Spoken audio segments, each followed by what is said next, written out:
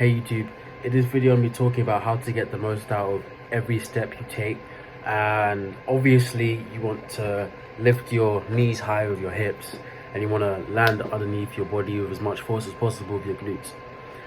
But that's only 2 steps that you can do for each individual step, but you still have to do 3 in total, these 3 main ones. And this one is something called hip lock. To achieve hip lock, you still need to sprint the way I've been saying to sprint, which is just in a tapping motion. You tap the hips, you tap the glutes, you switch, but you still need to activate both hips at the same time. And the way it works is you lift up with one leg, with the hip, and then you land with the glute, and you lift up with the other leg with the hip. But with the leg that's on the floor, you continue to push, but instead of trying to lift your hip up, you try and lift your hip backwards. So your hips and your glutes are firing at the same time in one single leg. The only difference is, instead of firing your hip forwards, you're firing your hip backwards, whilst your glute is just firing normally. This will allow you to land on the floor quicker. It will allow you to land more underneath you. It will decrease your ground contact time by doing this. Not by much at first, not by much, but it will decrease your ground contact time. And when you do this, you will experience this point where you can't move your leg anymore. In the hip area, you probably still move your leg a bit more, but in the hip area, you'll experience this lock, and this lock's called hip lock. When you feel this, you're producing, if you can figure out how to do it properly, the most amount of power your body can do, and your stride length is as wide as possible. Then from there, all you need to do is get better at it, and you're going to be able to improve your stride frequency. And speed is just stride frequency and stride length. So if you can improve both of those, you're going to be set. To feel hip lock for the first time, like most things with sprinting, you can really experience it at any point, other than specific certain drills. But if you actually want to experience hip lock, then there's 2 ways you can do it. First of all, you can try to technically overstride whilst you're sprinting. You're going to feel the tightness in your legs, and you probably will land in front of you.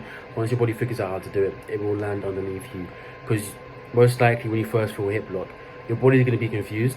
So your legs are just going to go like this when your legs are supposed to be like that. And once your legs realize they're supposed to be like this and not like that, then you're going to land underneath you, and your leg in the back is just going to really go backwards. And the other way you can experience hip lock for the first time is in wickets. With wickets, obviously you need to get from one hurdle to the next hurdle, but you can only take so many steps in between the wickets that you're allowed to take. Usually, you're only allowed to take 1 step in between each wicket.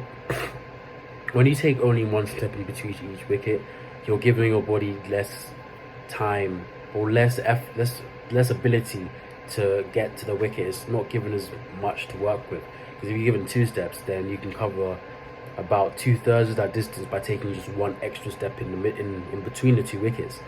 But if you only have 1 step, if the wickets are really far apart, then you're going to have to overstride to try and get to the other wicket.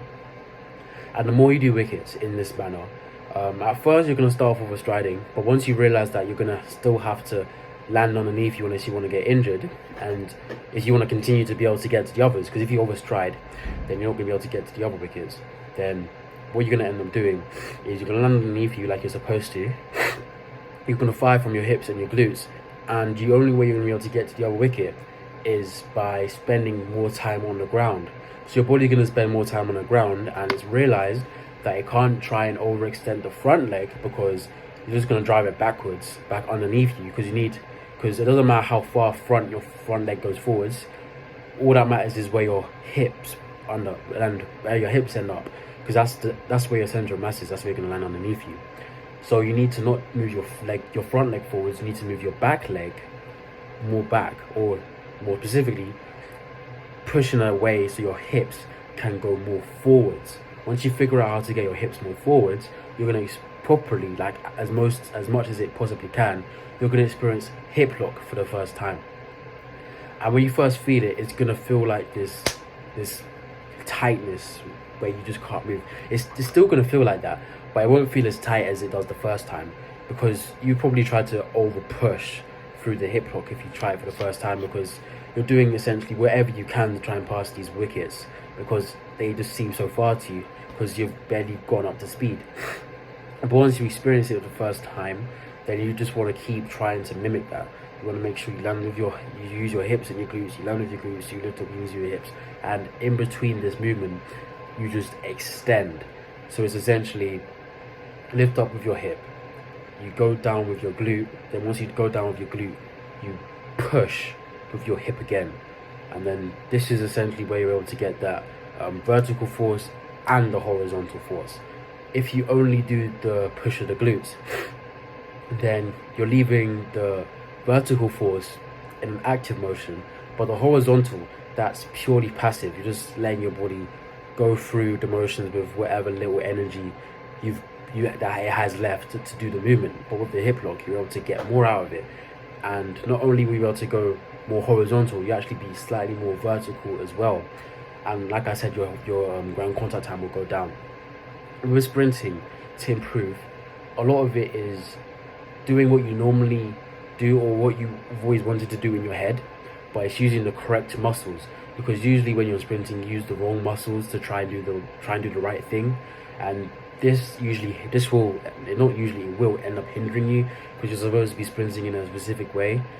But once you've figured out how to sprint in this specific way, you've given your body time to adjust and it's figured out how to do it, you can only really go up from there. Once you've got the hip lock down, now you just need to practice being able to relax as well whilst doing that. And once you've done that, your times are just gonna have to go down. If you like my video, let me know in the comments section below.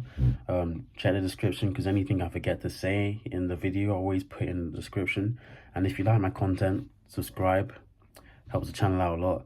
I post every 2 days at 1 p.m. Greenwich Mean Time. If you don't know when that is, just hit the bell and then you'll be notified instantly.